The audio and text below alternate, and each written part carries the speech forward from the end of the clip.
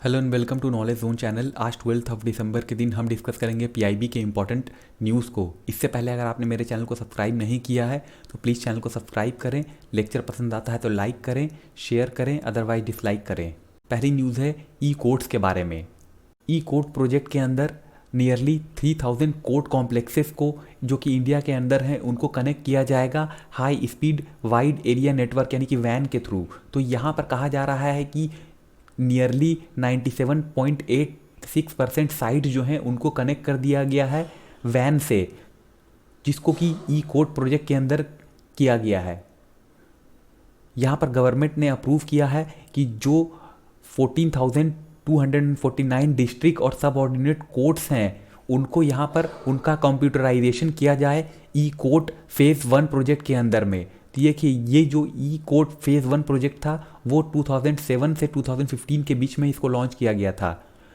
तो ऑब्जेक्टिव क्या थी प्रोजेक्ट की? देखिए, ये जो प्रोजेक्ट था उसका मकसद था कि जो भी डेजिग्नेटेड सर्विसेज हैं to litigant lawyers and judiciary को, उनको यहाँ पर यूनिवर्सल कंप्यूटराइजेशन की फैसिलिटी दी जाए। तो यहाँ पर जो भी डिस्ट्रिक्ट और सबऑर्डिनेट कोर्ट्स है कंट्री के अंदर उसका कंप्यूटराइजेशन किया जाए ताकि यहाँ पर एक लिवरेज प्रोवाइड की जा सके इंफॉर्मेशन एंड कम्युनिकेशन टेक्नोलॉजी के थ्रू, ताकि जो जस्टिस डिलीवरी है उसको इम्प्रूव किया जा सके। फर्दर इसमें आईसीटी इन्हेंसमेंट करने की बात कही गई यूनिवर्सल कंप्यूटराइजेशन के through phase second of this project में, जिसको कि अप्रूव किया था कैबिनेट ने जुलाई 2015 में। तो यहाँ पर जो टोटल कॉस्ट आई जो 16,845 कोर्ट्स को कंप्यूटराइजेशन करने में, वो आई 1670 करोड़ यानी कि 1670 करोड़ इसकी कॉस्ट आई।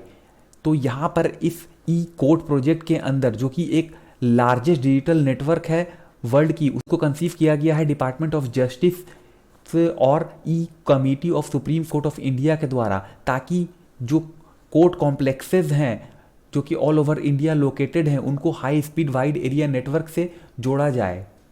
अगली न्यूज़ है फिटनेस का डोज आधा घंटा रोज़ कैंपेन। तो वर्ल्ड हेल्थ ऑर्गेनाइजेशन ने इंडिया को अपलाउड किया है फिटनेस का डोज आधा घंटा रोज़ कैंपेन के लिए।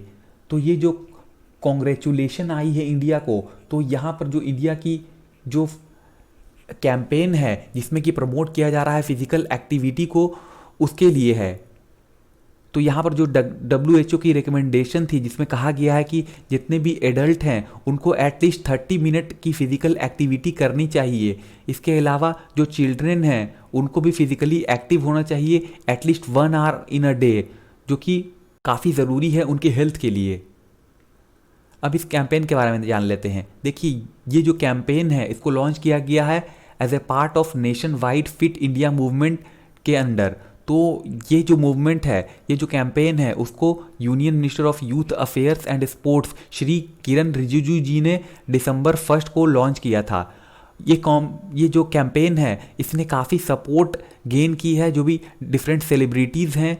इसके अलावा जो डिफरेंट फील्ड्स में जो भी सेलिब्रिटीज़ हैं, जैसे बॉलीवुड के जो भी सेलिब्रिटीज़ हैं, इसके अलावा sports person, writers, doctor, fitness influencer और इस तरह के जो भी लोग हैं जो कि काफ़ी इंथुजियास्टिक हैं और वो अर्ज करते हैं कि जो मंत्रा है, बेसिक मंत्रा है 30 minute of fitness every day, उसको फॉलो किया जा सके। तो इन सब ने इसकी काफ़ी सराहना की है और इसको काफ़ी प्रमोट किया है और सपोर्ट किया है। अगली न्यूज़ है फिक्की के annual convention and 93rd annual general meeting के बारे में। तो यहाँ पर union minister of commerce and industry ने एड्रेस किया फिक्की के annual convention and 93rd annual general meeting को। तो इस एड्रेस में श्री पीयूष गोयल जी ने कहा कि जो मैन्युफैक्चरिंग की स्केल है, अगर उसको कपल किया जाए क्वालिटी और प्रोडक्टिविटी से, तो ये ट्रू सेंस में इंडिया को कम्पिटिटिव बना सकता है सेवरल सेक्टर्स के अंदर। और जो आत्मनिर्भर भारत का जो गोल है उसकी तरफ हम बढ़ सकते हैं, जो कि एक इम्पॉर्टेंट बिल्डिंग ब्लॉक की तरह काम करेगा न्यू इंडिया के लिए। इसके अलावा आत्मनिर्भर भारत जो है वो क्या है, वो है कि किस तरह से क्वालिटी और स्केल ऑफ प्रोडक्शन को इंक्रीज़ किया जाए और इम्प्रूव किया जाए।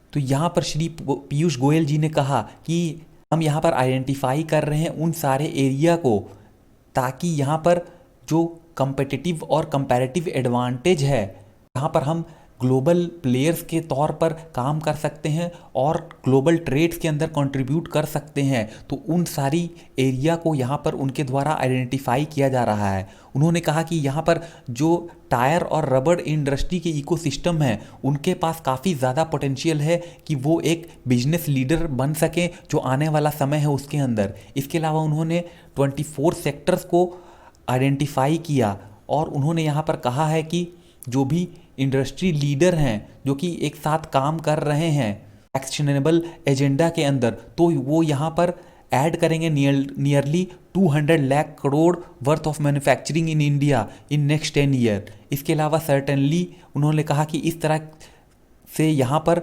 Lakhs of jobs opportunity create की जा सकेगी। इसके अलावा स्केल और क्वालिटी जो है डिफरेंट सेक्टर के अंदर उसको क्रिएट किया जा सकेगा। इसके अलावा जो कंप्लायंस बर्डन है उसको रिड्यूस करने के बारे में उन्होंने कहा कि यहाँ पर हम काफ़ी हार्ड वर्क कर रहे हैं ताकि हम एक जेन्युइन सिंगल विंडो सिस्टम को क्रिएट कर सकें, ताकि जो ईज़ ऑफ अप्रूवल प्रोसेस है वो काफ़ी आसान हो सके। उन्होंने यहाँ पर कहा कि उनका जो इंटेंशन है वो यहाँ पर और ईजियर प्रोसेस को लेके आने का है ताकि जो कंप्लायंस है वो ईजिली किया जा सके। तो इसके लिए उन्होंने सेवरल मिनिस्ट्री के साथ काम करना शुरू किया है ताकि जो बर्डन ऑफ कंप्लायंस है उसको एक तरह से यहाँ पर रिड्यूस किया जा सके। उन्होंने कहा कि जो प्रपोज्ड ब्रांड इंडिया इनिशिएटिव है उसके अंतर्गत गवर्नमेंट और इंडस्ट्री वो यहाँ पर एज ए पार्टनर काम करेगी और यहाँ पर आइडिया को जनरेट किया जाएगा इन दोनों के द्वारा, ताकि जो मेक इन इंडिया साइड है उसको भी डेवलप किया सके और जो ओवरऑल ब्रांड इंडिया साइड है उसको भी यहाँ पर डेवलप किया जा सके। तो वो यहाँ पर देख रहे हैं कि किस तरह से जो ब्रांडिंग इंडिया है उसको यहाँ पर आगे लाया जा सके और जो भी वर्ल्ड लेवल पे हमारे प्रोडक्ट हैं उनको यहाँ पर ब्रांडिंग की जा सके और बताया जा सके कि हमारे जो प्रोडक्ट हैं वो सुपीरियर क्वालिटी के हैं। इसके अलावा ब्रांड इंडिया इनिशिएटिव के अंदर उन्होंने कहा है कि हमें एजुकेट करने की ज़रूरत है, जो कंज्यूमर होते हैं इंडिया और इंटरनेशनल लेवल पे उनको अपने प्रोडक्ट के बारे में समझाने का, बताने का कि ये प्रोडक्ट इंडिया के हैं। और उन्होंने यहाँ पर इंडस्ट्री को एक तरह से पुश करने की बात कही है ताकि वो मेक इन इंडिया प्रोडक्ट को सर्टिफाई कर सके। इसके अलावा उन्होंने फिक्की का भी काफ़ी शुक्रिया माना है कि जो भी उनका सपोर्ट है जो क्रिएट ब्रांड इंडिया इनिशिएटिव में है उसको लेकर के उनको एक तरह से थैंक्स किया है। और उन्होंने कहा है कि यूनियन गवर्नमेंट जो है वो कमिटेड है वेलफेयर ऑफ फार्मर्स को लेकर के भी। तो उन्होंने यहाँ पर अर्ज किया है बिजनेस लीडर और इंटेलेक्चुअल जो भी एसोसिएटेड हैं फिकी से, यानी कि federation of Indian chambers and commerce industry से। अगली न्यूज़ है पासिंग आउट परेड के बारे में। 12 दिसंबर 2020 के दिन पासिंग आउट परेड को cadet training wing college of military engineering Pune में हेल्ड किया गया। तो ये परेड जो है इसको रिव्यू किया गया लेफ्टिनेंट जनरल पीपी मल्होत्रा विशिष्ट सेवा मेडल कमांडेंट CME यानी कि कॉलेज ऑफ मिलिट्री इंजीनियरिंग के द्वारा, जिसमें से यहाँ पर 34 जेंटलमैन कैडेट जो कि 36 टेक्निकल एंट्री स्कीम कोर्स के अंदर थे, जिसमें कि 4 जेंटलमैन कैडेट भूटान से थे, तो उनको कमीशन किया गया एज ऑफिसर। तो यहाँ पर जो कैडेट ट्रेनिंग विंग है वो एग्जिस्टेंस में आई थी कि 2000 में, जो कि ट्रेन करती थी और जो भी टेक्निकली ट्रेंड और कॉम्पिटेंट ऑफिसर्स थे उनको इंडक्ट करती थी इंडियन आर्मी के अंदर।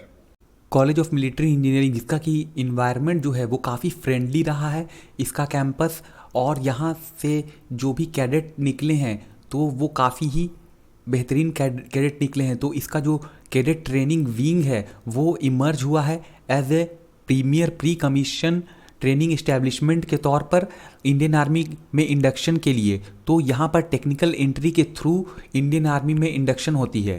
तो इसका एम है कि यहाँ पर एक कल्चर को क्रिएट करना टेक्नोलॉजिकली कॉम्पिटेंट ऑफिसर्स जो भी इंडियन आर्मी में होते हैं उनके लिए। तो इनका मोटो है पावर थ्रू नॉलेज। तो इसको पूरी तरह से एक तरह से प्रतीक माना जाता है जो भी इथॉस है इस विंग की। तो यहाँ पर जो जेंटलमैन कैडेट हैं उन्होंने ज्वाइन किया इस विंग को after 1 year of military training at officer training academy जो कि गया में है। इसके बाद ये फिजिकली और मेंटली चैलेंजिंग रिजीम में इन्होंने टेक्निकल ट्रेनिंग की, concurrent with training on military aspects. तो इस तरह से इनकी ट्रेनिंग की गई। तो यहाँ पर जो कमीशन किया गया है after 3 years at the cadet training wings, तो यहाँ पर ऑफिसर्स जो बचे हुए हैं इस कॉलेज में फॉर अनदर ईयर, तो उनको कंप्लीट करनी है अपनी लास्ट ईयर डिग्री कोर्स को। देखिए ये जो कॉलेज है वो एज ए फीडर इंस्टीट्यूशन काम करता है इंडियन आर्मी की। तो यहाँ पर जो जेंटलमैन कैडेट्स हैं फ्रेंडली नेबर से, उनकी भी यहाँ पर ट्रेनिंग इस विंग के अंदर की जा रही है, जिसमें कि भूटान, श्रीलंका और म्यांमार के जो ट्रेनी कैडेट्स हैं वो अभी करंटली ट्रेनिंग कर रहे हैं। तो ये थी इसकी पूरी डिटेल। अगली न्यूज़ है हैंडीक्राफ्ट एंड जीआई टॉयज़ के बारे में। हैंडीक्राफ्ट और जीआई टॉयज़ को एग्जेम्प्ट किया गया है क्वालिटी कंट्रोल ऑर्डर से। तो ये जो स्टेप लिया गया है वो लिया गया है प्रधानमंत्री जी का जो विजन है making India a global manufacturing hub for sales and export of toys, तो उसको लेकर के यहाँ पर ये स्टेप लिया गया है। इसमें department for promotion of industry and industrial trade यानी कि DPIIT, इसके अलावा ministry of commerce and industry, तो उन्होंने एक कम्प्रिहेंसिव एक्शन प्लान को डिवाइस किया गया है जिसमें कि स्टेप लिया जाएगा ताकि यहाँ पर प्रोडक्शन और जो सेल है इंडिजिनियस टॉय की अक्रॉस द कंट्री उसको बूस्ट किया जा सके। इसके अलावा क्वालिटी कंट्रोल ऑर्डर है उसको इशू किया जाता है department for standardisation and quality adherence of toy के द्वारा। तो यहाँ पर ये जो ऑर्डर है वो 1 जनवरी 2021 से इफेक्ट में आएगा। तो इस ऑर्डर का एम है कि यहाँ पर जो सिनर्जाइज एफर्ट है गवर्नमेंट ऑफ इंडिया, स्टेट्स और जो अदर स्टेक होल्डर हैं उनकी जो टीम अप है टॉयज़ के लिए उसको एक तरह से प्रमोट करना और जो क्वालिटी स्टैंडर्ड विजन जो है इंडिजिनियस टॉयज़ के लिए उसको एज ए प्रायोरिटी लेना। तो as a part of this initiative जो कि अभी लिया गया है, तो इसमें मीडियम, स्मॉल और माइक्रो टॉय प्रोडक्शन यूनिट जो है कंट्री में उसको यहाँ पर एक नया आयाम प्रोवाइड किया जाएगा कंट्री के अंदर। तो यहाँ पर DPIIT ने रिलीज़ की toys quality control second amendment order 2020 को, जिसमें कि good manufactured and sold by artisan registered with development commissioner यानी कि हैंडीक्राफ्ट कमिश्नर, तो उनको यहाँ पर एग्जेम्प्ट किया गया है from use of standard mark under licence from bureau of India standard यानी कि BIS की जो शेड्यूल सेकंड की जो कन्फर्मिटी असेसमेंट रेगुलेशन है 2018 की, तो उसके अंडर यहाँ पर इनको एग्जेम्प्ट किया गया है, अलग रखा गया है। तो जो अमेंडमेंट ऑर्डर है 2020 का वो उस तरह के प्रोडक्ट को भी यहाँ पर एग्जेम्प्ट करता है जो कि रजिस्टर्ड हैं एज ए ज्योग्राफिकल इंडिकेशन।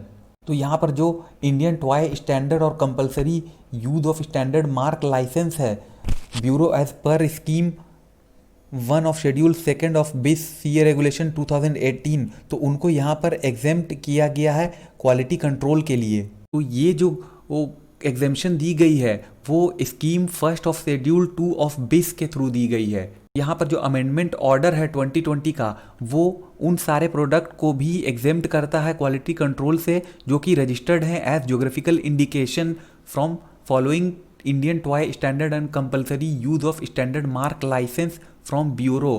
तो यहाँ पर भी जो एग्जेम्पशन है वो scheme 1 of schedule 2 of BIS regulation 2018 के थ्रू दी गई है।